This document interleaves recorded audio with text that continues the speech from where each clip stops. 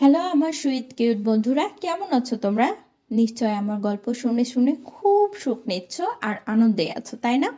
তোমাদের আনন্দ দিতেই তো আমি নিয়মিত তোমাদের জন্য নতুন নতুন গল্প নিয়ে হাজির হয়ে যাই। তো চলো, তোমরা যারা এখন আমার চ্যানেলটি সাবস্ক্রাইব করনি তারা প্লিজ প্লিজ প্লিজ আমার চ্যানেলটি সাবস্ক্রাইব করে দাও। চলো তাহলে দেরি না করে ভিডিওটি জলদি জলদি করে লাইক করো আর চ্যানেলটি সাবস্ক্রাইব করে দাও। ধন্যবাদ।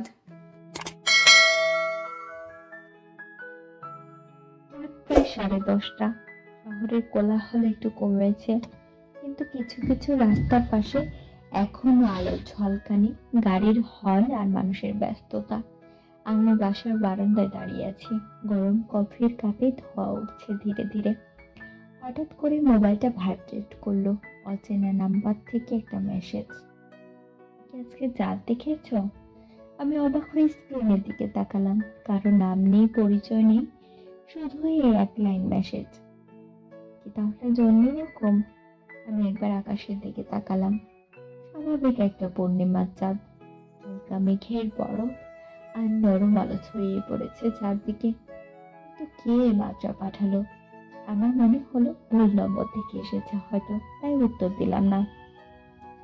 কিন্তু ঠিক 5 মিনিট পর আবারও মেসেজ। তুমি জানো, চাঁদের আলো তোমার মতোই রহস্যময়। আর একটু কৌতূহল হলাম, উত্তর দিলাম। আপনি কে? কোনো উত্তর এলো না। আমি বিরক্ত হয়ে ফোন রেখে দিলাম, কিন্তু ভেতরে ভেতরে কোথাও যেন একটা অজানা অনুভূতি উঁকি দিল। কে হতে পারে? পরের দিন রাতে আবারও ঠিক একই সময় মেসেজ এলো। আজকে চাঁদটা আরো সুন্দর জানো। এবার আমি কিছু না বলে অপেক্ষা করলাম। মিনিট 2 পর আবারও মেসেজ। তুমি কি জানতে চাও আমি কে? আমার বুকের ভেতর একটা ধুকপুকানি শুরু হলো। আমি ধীরে ধীরে টাইপ করলাম, হ্যাঁ জানতে চাই। 3 মিনিট পর কোনো উত্তর নেই। এরপর একটা ছবি এলো, একটা চায়ের কাপে ধোয়া উঠছে, তার পাশে ছোট্ট একটা কাগজে লেখা, রাতের আলোর অপেক্ষা। আমি হতভম্ব হয়ে গেলাম। এটা তো আমার প্রিয় ক্যাফের ছবি, দেখে আমি প্রায় প্রতিদিন সন্ধ্যায় চা নিয়ে আসি। তাহলে অচেনা নাম্বারের মানুষটা কি আমাকে দেখছে, চেনে? পরের কয়েকদিন আমি একটু করে খেয়াল করতে লাগলাম। ক্যাফেতে গেলে কেউ আমাকে লক্ষ্য করছে, কেউ কি কিছু বলছে, কিন্তু না, সবকিছু স্বাভাবিক।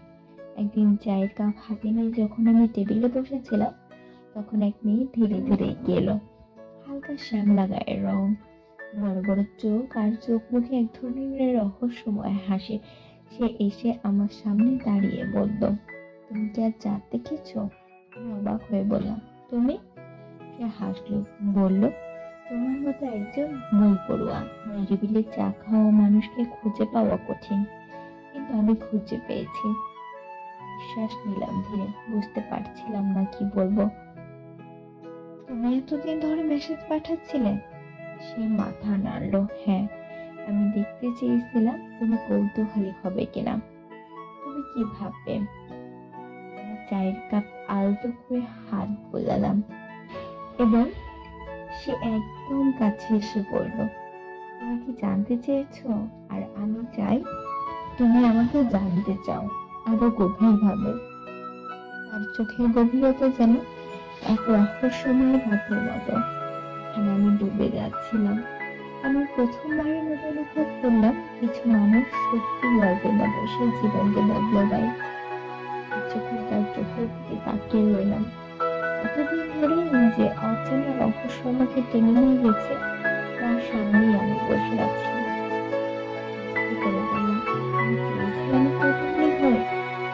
সে হাসলো, বলল, আর তোমার হয়েছেও। আমি একটু হাসলাম, হয়তো, কিন্তু তুমি এটা করলে কেন? সে চায়ের কাপ আলতো করে হাত রাখলো। কারণ আমি জানতাম আমরা এরকম। আমি অবাক হয়ে তাকালাম। একরকম মানে? তুমি একা, আমিও। আমরা রাতের আকাশ ভালোবাসি। তুমিও। তুমিও স্বপ্নের ভেতর হারিয়ে যেতে চাও। আমিও চাই। আমি চুপ করে গেলাম। কথাগুলো একদম সত্যি, অথচ আমি কখনো এতটা খেয়াল করিনি। সে আস্তে করে হাত বাড়িয়ে দিল। আমি মেহনাত। আমি করে হাত বাড়িয়ে দিলাম। বললাম, আমি আরিয়ান। তার হাতটা নরম কিন্তু দৃঢ়। আমার ভেতরে এক অদ্ভুত অনুভূতি ছড়িয়ে পড়লো আমার ভিতর। সেদিনের পর থেকে আমাদের গল্প হতে থাকলো প্রায় প্রতিদিনই। রাতের আকাশের নিচে চায়ের কাপে ধোয়া ওঠার মাঝে আমাদের গল্পে জড়িয়ে গেলাম আমরা। মেহনাত যেন একটা নতুন পৃথিবী এনে দিল আমার কাছে। রাতের তারারা শুধু আলো দেয় না, মনের কথাগুলো শোনে। রাতের সন্ধ্যায় আমি যখন ক্যাফেতে বসেছিলাম, মেহরাজ আমার সামনে একটা ছোট্ট কাগজ রেখে দিল। আর যদি কাজ না থেকে প্রভুকে আমার পাশে থাকবে। তাকিয়ে রইলাম।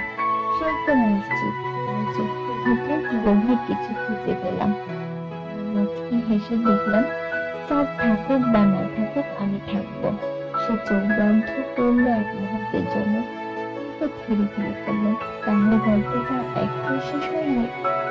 আমার হাতটা ধরলাম, বললাম, না, গল্পটা কেবল শুরু হলো।